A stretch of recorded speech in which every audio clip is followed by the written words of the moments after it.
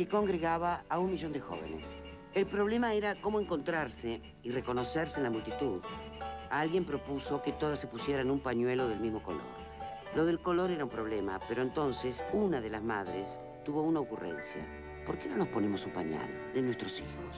La mayoría todavía los guardaba. Frente a la basílica reclamaron y rezaron por los desaparecidos. Todos los que estuvieron pudieron verlas, identificadas con los pañales blancos en sus cabezas. Poco después hubo una marcha de los organismos de derechos humanos que terminó con 300 personas detenidas, incluidos, por error, varios periodistas extranjeros. Gracias a tanta eficiencia, el mundo empezaba a enterarse. En la comisaría, las madres rezaban Padre Nuestros y Ave Marías. Los policías no se atrevían a acercárseles a mujeres tan devotas. Entre rezo y rezo, haciendo cruces, miraban a los uniformados y les decían: asesinos, asesinos, amén. El hecho de reunirse, romper el aislamiento, buscar a sus hijos, se convirtió en sí mismo en un delito. Diciembre de 1977, un oficial de la Marina que se hacía pasar por hermano de un desaparecido organizó el secuestro y desaparición de 3 de las madres, 2 monjas francesas y otros familiares y amigos. Así era el coraje militar, cobardía en estado puro. Las madres estaban organizando la colecta para publicar una solicitada el 10 de diciembre, denunciando las desapariciones. El 8 de diciembre secuestraron a Esther Careaga y a Mari Ponce de Bianco en la iglesia de Santa Cruz, junto a 8 personas más, incluida la monja francesa Alice Dumont. Esther era paraguaya. Ya había encontrado a su hija adolescente, a la que los militares habían liberado. Las otras madres le habían pedido que volviera a su casa, que ya no se arriesgara más. Esther no les hizo caso. Decidió seguir junto a las otras madres hasta que encontraran a cada uno de sus hijos. 2 días después, desapareció la mujer con nombre de Flor, Azucena. El terror de aquellos tiempos superó todo lo imaginable. No se llevaron a cualquiera. Se llevaron a las 3 mejores madres, a las que sabían lo que había que hacer. Sin Azucena había que elegir, seguir, esconderse o volverse a casa. Para las madres no hubo demasiadas dudas. Ahora no solo debían buscar a sus hijos, también a sus amigas y compañeras. Lograron sobreponerse a la parálisis y al terror. Siguieron su marcha. Azucena había parido la idea de que las madres se organizaran para nunca más estar solas en su lucha. Y había dicho algo: todos los desaparecidos son nuestros hijos. Con eso estaba socializando la maternidad, potenciando a cada madre y dándole grandeza a cada minuto de resistencia. Llega la época del Mundial 78. El fútbol tapando de gritos y sonrisas la realidad, mientras a pocas cuadras de la cancha de River seguían torturando en la ESMA. El Mundial fue oxígeno para los militares, oxígeno para seguir matando, oxígeno para seguir castigando cada vez más. Recordemos, la miseria planificada. Las madres cambiaban sus lugares y horarios de reunión. No todos los jueves iban a la plaza para evitar que las detectaran. Cuando iban, la policía les largaba a los perros. Entonces, cada una llevaba un diario, enroscado, para sacarse a los perros de encima. Era una de las pocas cosas útiles para las que servían los diarios de esa época. Muchas veces detenían o demoraban a alguna de ellas en la comisaría. Se les ocurrió una idea. Cuando una iba presa, se presentaban todas. Y pedían ir presas ellas también. Los policías veían llegar a decenas y decenas de mujeres que exigían ser encarceladas junto a su compañera. Una vez fueron tantas las que pidieron ir presas que tuvieron que llevarlas en un colectivo de la línea 60. Madres locas. No sabían bien qué hacer. Muchas veces la policía las soltaba para sacárselas de encima. Cuando en la plaza le pedían documentos a una, todas las demás se acercaban a la policía a entregarle también los suyos. Cientos de documentos que la policía tenía que verificar. De paso, las madres se quedaban más tiempo en la plaza. En 1979 llegó al país la Comisión Interamericana de Derechos Humanos. También el fútbol jugó en contra. El Mundial Juvenil tenía a todos pendientes. Los militares aprovecharon para que relatores de fútbol y periodistas radiales llamaran a la gente a Plaza de Mayo y que de paso repudiaran a los que hacían cola para declarar ante la comisión. Querían mostrar lo que llamaban la verdadera imagen del país. Decían, los desaparecidos algo habrán hecho, o por algo será que se lo llevaron. Los argentinos somos derechos y humanos. Ya era la época de la plata dulce, la fiesta de las multinacionales, el dólar barato, miles de argentinos gastando en el exterior lo que nunca habían sabido ganarse gracias a la miseria planificada de millones. Los diarios y las revistas no solo censuraban la información para defender su negocio, sino que hacían campañas por los militares. En ese 1979 hubo otro parto, otro alumbramiento. Las madres decidieron crear la Asociación Madres de Plaza de Mayo. Si todas estaban en peligro, esa era una forma de mantener la lucha viva. La casualidad o el destino determinaron que la asociación fuese creada en una fecha imposible de olvidar, 22 de agosto. Habían pasado 7 años de la masacre de Trelew. Los militares, asesinos argentinos, inventaron un conflicto contra los militares asesinos de Chile. A los dos les servía para ganar tiempo en el poder. Fue muy próspero el negociado de la fabricación de ataúdes en esos días hasta que el Papa intervino. Secuestros clandestinos, desapariciones en la noche permitían mirar para otro lado. Guerra abierta entre gobiernos tan vecinos y tan beatos. Era demasiado, hasta para el Vaticano. Amén. Ellas seguían encontrándose en plazas y bares. Para que no las descubrieran, cambiaban el nombre. Si iban a las Violetas, decían las Rosas. Ellas mismas llevaban en sus carteras las carpetas, las denuncias, los expedientes. Recién en 1980, gracias a los apoyos internacionales, las madres pudieron tener una oficina. Pero también ese año decidieron volver a su territorio, la Plaza de Mayo, para nunca más abandonarla. Fueron un jueves. Al jueves siguiente las estaban esperando un escuadrón entero, con las armas gatilladas. Ellas cambiaban el horario, circulaban por donde no las veían. Poco a poco envolvieron a la pirámide de Mayo con sus marchas que nadie podía detener. Pronto aprendieron de sus hijos y llevaban botellitas de agua y bicarbonato por si las esperaban con gases lacrimógenos. No necesitaban gases para llorar, pero habían decidido transformar el llanto en acciones. Los militares eran la rigidez y la violencia. Las madres eran la fluidez y la energía. Los militares y la policía eran la muerte. Las madres eran la vida. Se editó el primer boletín de madres que iba ganando apoyo afuera y adentro. En 1981 se organiza la primera marcha de la resistencia. Solas, pocas, pero juntas, resistiendo 24 horas seguidas. Vinieron épocas de ayuno, de toma de iglesias, catedrales.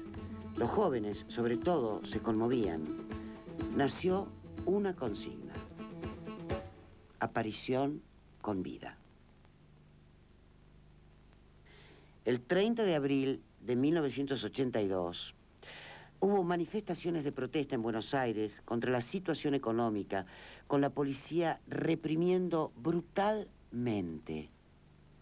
2 días después, se llenó la Plaza de Mayo para aplaudir a los mismos militares represores que habían invadido Malvinas, creyendo que así se iban a reciclar en el poder en una especie de brindis perpetuo. Las madres dijeron que la guerra era otra mentira. Queremos evitar esto, queremos evitar... Es provocación, es provocación. Por eso no hacemos. Los militares que secuestraron cobardemente, que torturaron clandestinamente, que asesinaron tirando cuerpos al río, no podían convertirse de un día para otro en patriotas impecables y valerosos guerreros.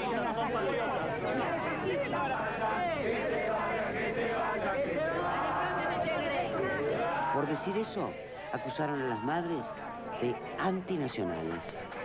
Ellas inventaron un cartel.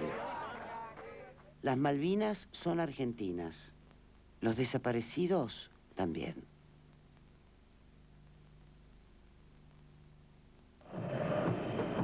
La derrota de los militares resucitó la posibilidad de la democracia. En 1983 hubo elecciones. Alfonsín llega a la presidencia y las madres hicieron la marcha de las siluetas para que nadie olvidara a los ausentes. En los afiches decían que esos hijos desaparecidos habían luchado por la justicia, la libertad y la dignidad. El gobierno formó la CONADEP, la Comisión Nacional para la Desaparición de Personas. Las madres desconfiaron, no quisieron integrarla. Siempre prefirieron la calle y no las comisiones. Crearon un periódico. La asociación iba creciendo y seguía reclamando aparición con vida y castigo a los culpables. En 1985 Alfonsín las citó, pero luego no las atendió. Pidiéndole una entrevista al doctor Alfonsín. Las madres tomaron la Casa Rosada. Se quedaron ahí, instaladas, como forma de resistencia pacífica. Se hizo el juicio a las juntas. Solo hubo 2 condenas a prisión perpetua, las de Videla y Macera. El resto de los jefes militares recibió penas bajas o fueron absueltos. Las madres opinaron del siguiente modo.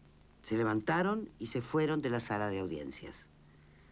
Seguían las acciones, marchas, escraches a los militares en sus casas, viajes y campañas en todo el mundo.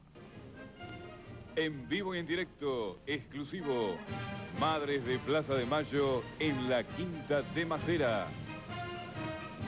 Tirémosle el cartel acá adentro. Dejémosle el cartel acá adentro. No, hacemos otro. Bueno, que sepa lo que pensamos de él, hijo de puta. Y se queda... ¡Acá va la bomba! Muy bien, al corta. Al 3100. Es hermoso que 20 madres hagan esto y que venga tanta policía para 20 viejas. Pero ¿sabes lo que tenemos adentro? El fuego del amor que nos dieron nuestros hijos y con eso no van a poder. Sin más, 11:34 en todo el país.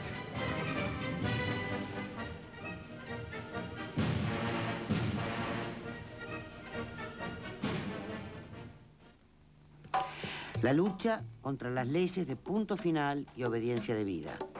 Hoy, como todos habrán escuchado, no es un jueves más. Los que no fueron condenados cuando se debía, se retoman. La lucha contra las rebeliones de Semana Santa y de los carapintadas. La marcha de las manos. La marcha de los pañuelos, cuando taparon la Casa de Gobierno de pañuelos blancos.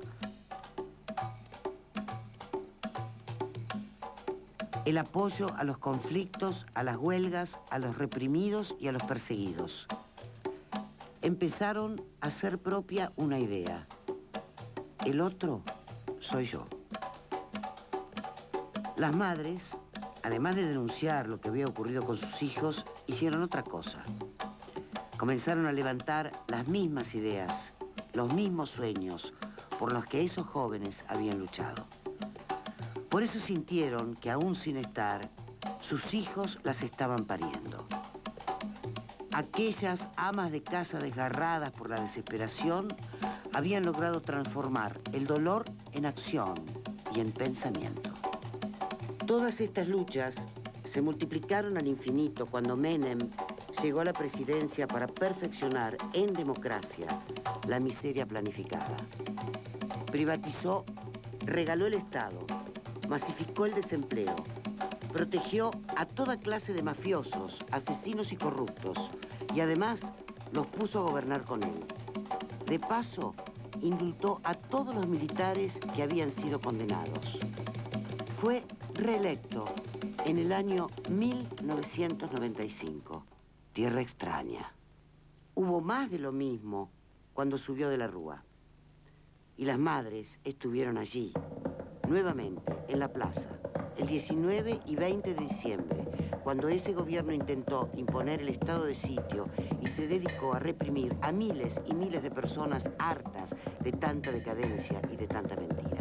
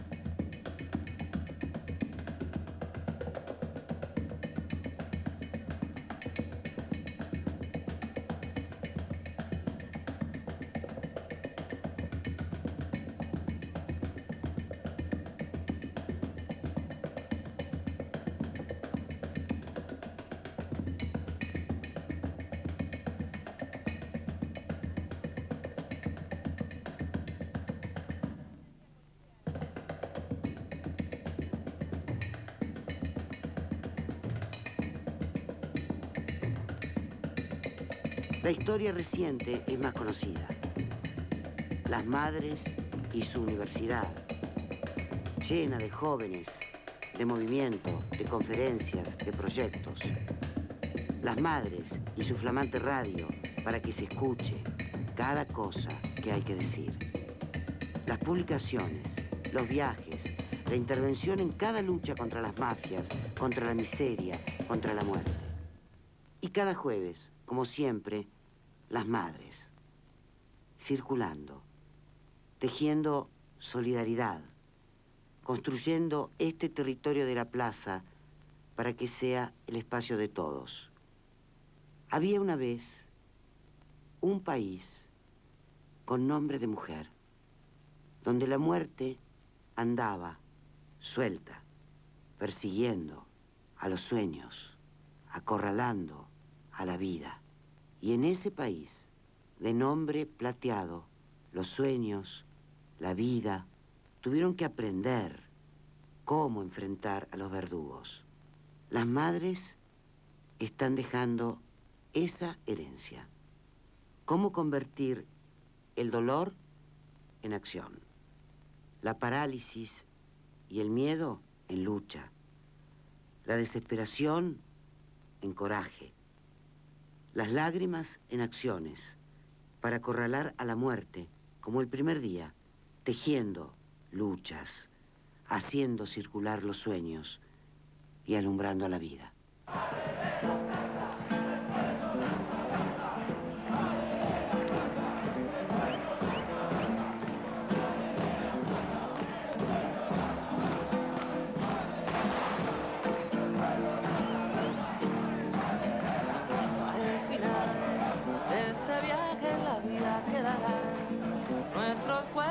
Hinchados de ir a la muerte, al odio, al borde del mar. Al final de este viaje en la vida quedará nuestro rastro invitando a vivir. Por lo menos por eso es que estoy aquí. Somos prehistoria vida que tendrá el futuro. Somos los anales remotos del hombre, estos años son el pasado del cielo. Estos años son cierta agilidad con que el sol te dibuja en el